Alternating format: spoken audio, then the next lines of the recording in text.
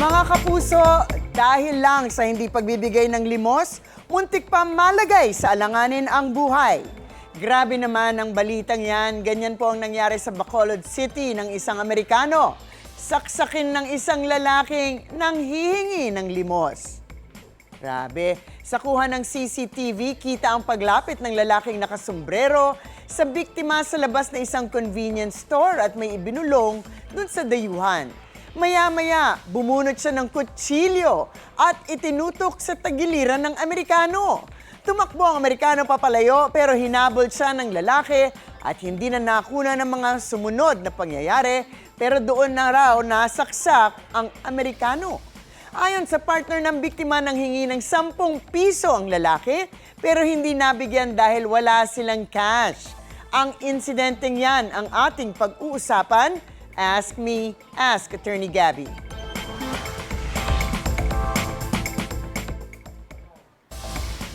Attorney, hindi nawawala sa ating mga kalsada ang nanghihingi ng limos. Pero hindi naman sana mauwi sa sakitan. Ano ba ang sinasabi ng batas sa pagbibigay ng limos? At paano kung sinaktan ka pa dahil hindi ka nga nagbigay? Well, of course, hindi lang isa kundi dalawa na ang posibleng kaso ang kinakaharap ng lalaki nang hihingi ng limos. Nanghihingi na lamang, siya pa talaga ang galit, di po ba? Believe it or not, meron na nga talagang mga ibang nanghihingi ng limos or tulong na nagpapakita na nga ng number na pwedeng magpadala ng limos via e-wallet, di ba? Nag-high-tech na rin sila.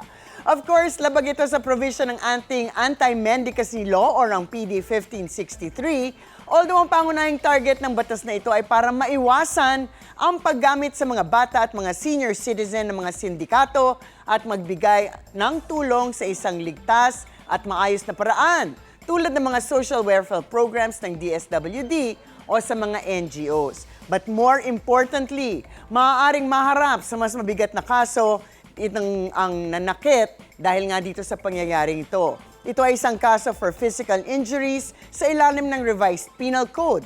At depende sa grabe ng injury na natamo ng biktima, ito ay maaaring kaso for slight physical injuries lamang or less serious physical injuries or serious physical injuries na nga.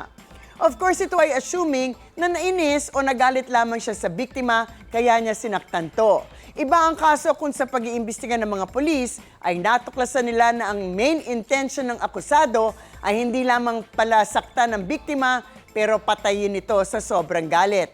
Well, sa ganitong kaso, hindi lamang physical injuries yan pero magiging attempted homicide or murder na ito. Sa ilalim ng ating mga criminal law, intent is everything. But in any case, kailangan pa rin panagutin ang maling gawain, pero kailangan pa rin suriin kung ano ba ang tunay na dahilan. Baka naman merong may mental health problem na or addiction ang nanakit na kailangan resolbahin. Otherwise, baka lamang maulit ang pangyayari. Ang mga usaping batas, bibigyan po nating linaw para sa kapayapaan ng pag-iisip.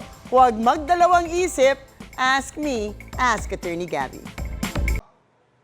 Ikaw, hindi ka pa nakasubscribe sa GMA Public Affairs YouTube channel? Bakit? Mag-subscribe ka na, dali na, para laging una ka sa mga latest kwento at balita. I-follow mo na rin ang official social media pages ng Unang Hirit. Salamat, Kapuso.